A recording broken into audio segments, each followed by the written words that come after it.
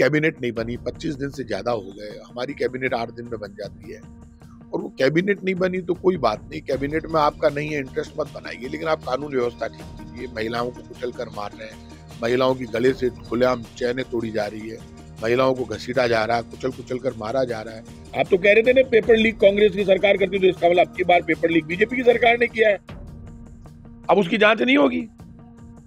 ये जो आपने झूठ, फरेब और धोखे की पॉलिटिक्स की है बीजेपी के लोगों, आप घबरा गए। 25 दिन में पता ही नहीं चल रहा कि सरकार भी है या नहीं है। कहां है सरकार, लोग ढूंढ रहे हैं कहां है सरकार। बीजेपी में सबसे ज्यादा मेहनत राजेंद्र राठौड़, डॉक्टर चुड़ीलाल मीणा और सतीश पूनिया ने की। मैं ये मानता हूं कि इन तीनों को भी बीजेपी को, मेरा व्यक्तिगत राय है, तो इसलिए राय है कि विधानसभा के अंदर और विधानसभा के बाहर और सड़कों पर ये 3 आदमी थे जो पूरे राजस्थान में कांग्रेस को रोज, ये जो प्रचार इन्होंने किया, जीत गए। अब इनको जीतने के लिए तो बधाई, आप जीत गए, धन्यवाद। जनता ने हमको रिजेक्ट कर दिया, जनता माई बाप है, उनका फैसला हमको मंजूर है। लेकिन आप मुझे ये बताइए, अब काम कब करेगी बीजेपी ने? आते ही काम शुरू कर दिया, रोटी छीन ली। इंदिरा रसोई योजना में पहले सुबह और शाम 400 लोग भोजन कर सकते थे 8 रुपए, अब उन्होंने उसकी संख्या घटाकर 200 कर दी। 5000 राजीव गांधी युवा मित्रों को बेरोजगार कर दिया, उनकी रोटी छीन ली। अब उनके घर पे जाके पूछिए, जिस राजीव गांधी युवा मित्र को 18,000 रुपए महीने के मिलते थे, उसका परिवार चलता था, अब वो 5,000 परिवारों का क्या होगा? लेकिन 25 दिनों से ज्यादा का वक्त बीत चुका है, लेकिन अभी भी मंत्रिमंडल का गठन नहीं हुआ है। इसको लेकर कांग्रेस के नेता प्रताप सिंह जी खाचरवास हमारे साथ मौजूद है। सर, एक भाजपा अलग रिकॉर्ड बना रही है। वो इसलिए रिकॉर्ड बना रही है कि जब जब आप जमीन पर काम करने वाले लोग, संघर्ष करने वाले, आंदोलन करने वाले, एजिटेशन से जो लोग निकलते हैं, मूवमेंट से, और जो लोग चुनाव से पहले बीजेपी में अगवा बनकर काम कर रहे थे, वो लोग गायब हो गए। अब इनका फैसला हो गया, मुख्यमंत्रियों को बधाई बहुत बहुत, लेकिन कैबिनेट नहीं बनी, 25 दिन से ज्यादा हो गए। हमारी कैबिनेट 8 दिन में बन जाती है और वो कैबिनेट नहीं बनी तो कोई बात नहीं, कैबिनेट में आपका नहीं है इंटरेस्ट मत बनाइए, लेकिन आप कानून व्यवस्था ठीक कीजिए। महिलाओं को कुचल कर मार रहे हैं, महिलाओं की गले से खुलेआम चैनें तोड़ी जा रही है, महिलाओं को घसीटा जा रहा है, कुचल कुचल कर मारा जा रहा है। बीजेपी के लोगों, आपने चुनाव से पहले ये कहा सनातन धर्म को बचाओ, आपने ये कहा कि घर घर में, और झूठा प्रचार किया आचार संहिता के दौरान। वोटर को तो मैं समझा समझा के थक गया, भैया आचार संहिता चल रही है, कभी भी मस्जिद सरकारी पैसे से नहीं बनती, ना कोई मस्जिद। 5 साल में कांग्रेस की सरकार ने एक मस्जिद नहीं बनाई, क्योंकि हम बना ही नहीं सकते कानूनन। एक मजार नहीं बनाई। तो चुनाव के वक्त वोटर को ये देखना चाहिए, मस्जिद और मजार ना तो कांग्रेस बना सकती है ना बीजेपी, क्योंकि हमारे हाथ में नहीं, हम तो मंदिर बना रहे थे। चुनाव से पहले मंदिरों में पैसा लगा रही थी कांग्रेस की सरकार। कांग्रेस की सरकार 100 करोड़ रुपए गोविंद देव जी के मंदिर में लगा रही थी। खाटू श्याम जी के मंदिर में हमने विकास किया। हमारे जयपुर में हमने 200 से ज्यादा मंदिरों में कम से कम 100 करोड़ से ज्यादा खर्च किए हर विधानसभा क्षेत्र में। और उस वक्त ये कह रहे थे कि साहब देखो, यहाँ तो मजार बनने वाली है, यहाँ मस्जिद बनने वाली है, और झूठा प्रचार बीजेपी के नेता कर रहे थे। अब वो जो नेता प्रचार कर रहे थे वो गायब हो गए। मैं लोगों को समझा समझा के थक गया, भैया इस्लाम धर्म में मस्जिद कभी भी सरकार नहीं बना सकती, चाहे बीजेपी की हो कांग्रेस, क्योंकि वो इस्लाम धर्म को मानने वाले जो मुस्लिम्स हैं, वो जमीन सरकार से नहीं लेते और मस्जिद के पैसे भी सरकार से नहीं लेते, वो तो पैसे खुद के पैसों से करते हैं। और हर जगह मस्जिद और वो बनती नहीं है। आचार संहिता में तो मस्जिद और मस्जिद वगैरह कोई भी ना मुस्लिम बना सकता है ना हिंदू बना सकता है। तो ये जो प्रचार इन्होंने किया, जीत गए। अब इनको जीतने के लिए तो बधाई, आप जीत गए, धन्यवाद। जनता ने हमको रिजेक्ट कर दिया, जनता माई बाप है, उनका फैसला हमको मंजूर है। लेकिन आप मुझे ये बताइए, अब काम कब करेगी बीजेपी ने? आते ही काम शुरू कर दिया, रोटी छीन ली। इंदिरा रसोई योजना में पहले सुबह और शाम 400 लोग भोजन कर सकते थे 8 रुपए में, अब उन्होंने उसकी संख्या घटाकर 200 कर दी। 5000 राजीव गांधी युवा मित्रों को बेरोजगार कर दिया, उनकी रोटी छीन ली। अब उनके घर पे जाके पूछिए, जिस राजीव गांधी युवा मित्र को 18,000 रुपए महीने के मिलते थे, उसका परिवार चलता था, अब वो 5,000 परिवारों का क्या होगा? आपको राजीव गांधी जी के नाम से तकलीफ थी, आप राजीव गांधी जी के नाम की जगह अटल जी का नाम जोड़ देते, अडवाणी जी का जोड़ देते, भैरव सिंह जी का जोड़ देते, किसी और नाम से शुरू कर देते। हमने कोई मना किया है कि आपको, भाई साहब?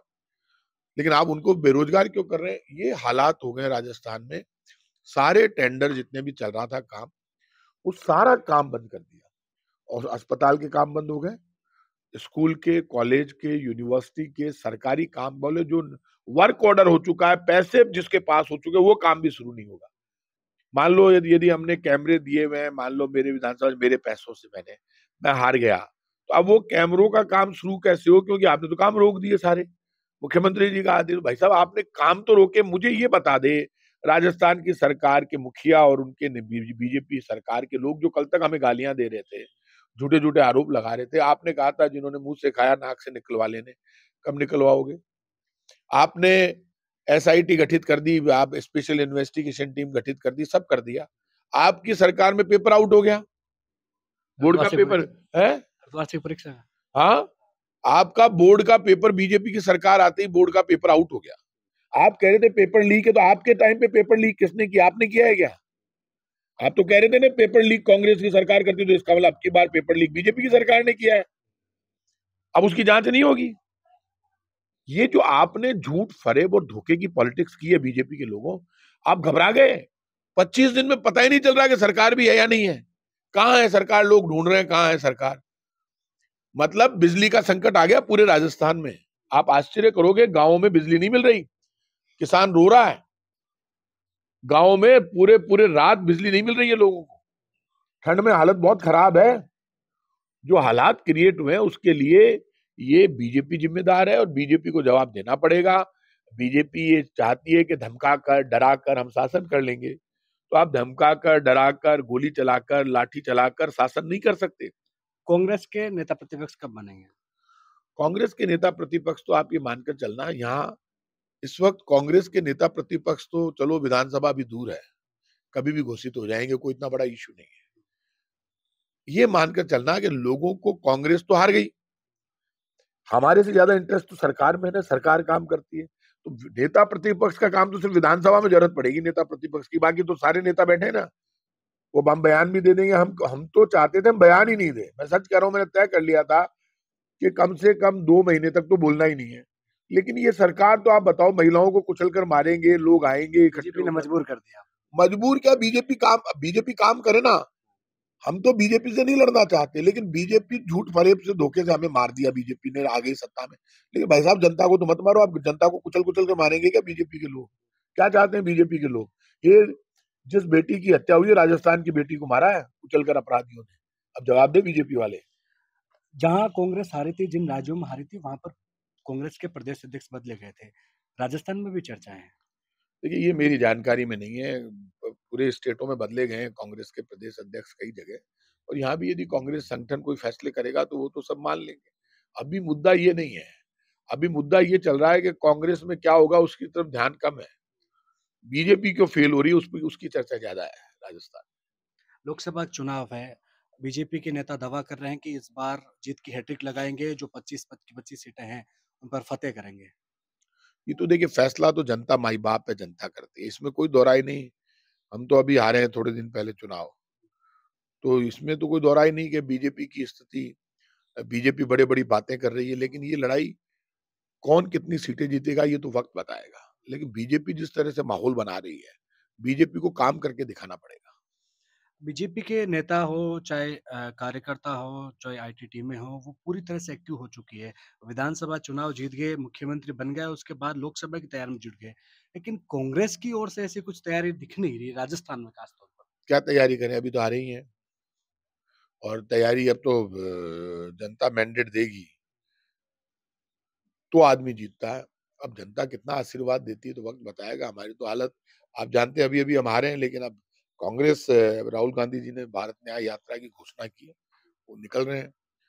तो भारत में सबको न्याय मिले, सबको बराबर का अधिकार मिले, धर्म और जाति के नाम पर टकराव खत्म होकर चुनाव मुद्दों पर लड़े जाए, काम के आधार पर लड़े जाए और योजनाओं के आधार पर लड़े जाए। Right to food, right to work, right to education, right to information, ऐसी योजनाओं पर लड़े जाए। सरकारों के कामकाज का आकलन हो, सरकार ने कितने वादे पूरे किए घोषणा पत्र में, उन पर लड़ा जाए, तब तो कुछ होता भी है। जब बीजेपी के जैसे लोग आगे जो धर्म के नाम पर राजनीति करते हैं, आप मुझे बताइए, ये भगवान राम के मंदिर का ताला राजीव गांधी जी ने खोला और वहां पे पूजा शुरू करवाई। भगवान राम के मंदिर का फैसला कोई बीजेपी ने नहीं किया, लोकसभा में नहीं हुआ और बीजेपी की सरकार ने नहीं किया। राम मंदिर का फैसला सुप्रीम कोर्ट ने डिसीजन दिया, जिसमें हिंदू, मुसलमान, सिख, ईसाई, मुसलमानों ने भी एफिडेविट दिया कि जो सुप्रीम कोर्ट फैसला देगा वो मंजूर होगा। उसके बाद सुप्रीम कोर्ट ने कहा कि यहाँ राम मंदिर बनेगा। आप भी जाओगे दर्शन के लिए? तो सब जाएंगे उस दिन? वो तो जाते ही मंदिर में, क्यों नहीं, उस दिन जाए नहीं जाए, हम तो आगे पीछे कभी भी चले जाए, उस दिन तो अब बीजेपी भगवान राम इसी को के भी मुद्दे पर राजनीति होने लगी है। नहीं करे ना राजनीति, कोई दिक्कत नहीं। भगवान राम के मुद्दे, लेकिन भगवान राम का मंदिर तो सुप्रीम कोर्ट के आदेश से बन रहा है। अब बीजेपी ने वहां भी पूरा चंदा बीजेपी ने इकट्ठा किया, पूरे देश में 4-4 बार चंदा इकट्ठा कर लिया। अब आप मंदिर बना रहे हैं तो आप क्या एहसान कर रहे हैं क्या? आपसे यदि मंदिर नहीं बनता है तो आप बता दो, हम बना देंगे। वो तो देश बना देगा, जनता बना देगी, कांग्रेस बना, कोई बना देगा मंदिर। तो मंदिर बनाने के लिए भगवान राम के मंदिर के लिए कमी है क्या? तो आपने वहां सब कब्जा कर लिया, कर लो आप कब्जा। लेकिन आप जो पूरा इवेंट कर रहे हैं उसमें ये शो कर रहे हैं बीजेपी कर रही है। तो भाई साहब, ये तो सुप्रीम कोर्ट के फैसले से तो मंदिर बन रहा है वहां पर, और मंदिर के ताले और पूजा वहां पे शुरू कर खुलवा कर पूजा करवाई थी राजीव गांधी जी ने। तो आप किसी का नाम नहीं लेना चाहते, असलियत तो बताओ कहां से कैसे शुरुआत हुई है। तो भगवान राम ना बीजेपी की बपोती है ना कांग्रेस की, भगवान राम तो पूरे ब्रह्मांड के मालिक है। भगवान राम तो आज से नहीं, अयोध्या में पूरी दुनिया में कण कण में बसते हैं राम। तो राम की कृपा से तो पत्थर तैर जाते हैं। तो ठीक है, बीजेपी वालों को भगवान राम के नाम से फायदा मिल रहा है तो आप फायदा उठाओ, लेकिन औरों को भगवान राम का नाम लेकर कम से कम ये मत करो कि इसको मार दो और इसको काट दो, क्योंकि भगवान राम तो सबका भला करते हैं। बीजेपी के नेता जो हारे हैं, जो आपके भी करीबी दोस्त भी हैं, शुभचिंतक भी हैं, उन्होंने हार के बाद कहा कि उनके साथ भितरघात हुआ है। प्रताप सिंह जी के साथ क्या हुआ? देखिए, मैं तो मेरी हार को स्वीकार करता हूँ, कोई मैं अलग टाइप का आदमी हूँ।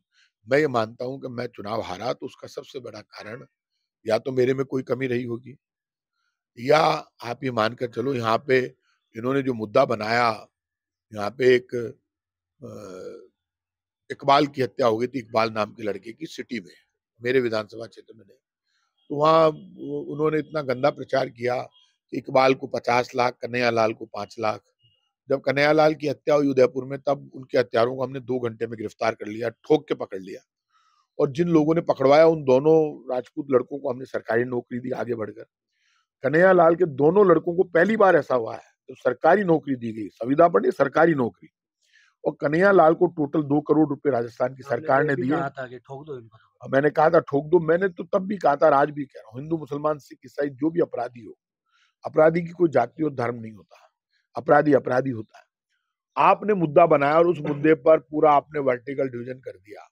आप मुझे बताओ, हम ज्यादा सिटीज में हारे, हम जयपुर में हारे, जोधपुर में हारे, अजमेर में हारे, अलवर में हारे, उदयपुर में हारे, तो हम सिटीज में हारे। यदि हमारी सिटीज में सीटें आ जाती तो हमारी सरकार बनती। और हमें तो आश्चर्यजनक रूप से जयपुर की हार का तो इतना दर्द है कि आज तक वो दर्द ही नहीं मिटा हमारा। तो हमारे तो समझ में नहीं आ रहा कि लोगों ने कहा कि आप चिंता क्यों करते हो, तो हम तो इस भरोसे लड़ गए, लोगों के भरोसे चुनाव। तो हम ध्यान रखते, कहीं और सीट पर शिफ्ट हो जाते, लेकिन वो तो लोगों ने तो कहा बस पक्का 100%। 100% का ये हुआ कि बीजेपी वाले लास्ट में 2 दिन हिंदू मुसलमान पे चुनाव डरा के वोट ले ले। तो डरा के वोट ले ले तो वोटर को सावधान होना पड़ेगा ना, इस देश में वोटर को ध्यान रखना पड़ेगा, ये 5 साल का फैसला हो रहा है। तो जल्दीबाजी में भावना में बहकर वोट नहीं देना चाहिए, वोट तो समझदारी से करना चाहिए। लोकसभा चुनाव लड़ोगे आप? और जहां तक ये मैं कोई चुनाव नहीं लड़ रहा, मैं कोई लोकसभा का चुनाव नहीं लड़ रहा हूँ, क्योंकि मैं जब विधानसभा ही नहीं जीता तो लोकसभा नहीं जीत सकता, इसलिए मैं लोकसभा नहीं लड़ूंगा। और ये जो है आपका ये जहां तक बीजेपी का आपने सवाल किया, बीजेपी में सबसे ज्यादा मेहनत राजेंद्र राठौड़, डॉक्टर किरोड़ीलाल मीणा और सतीश पूनिया ने की।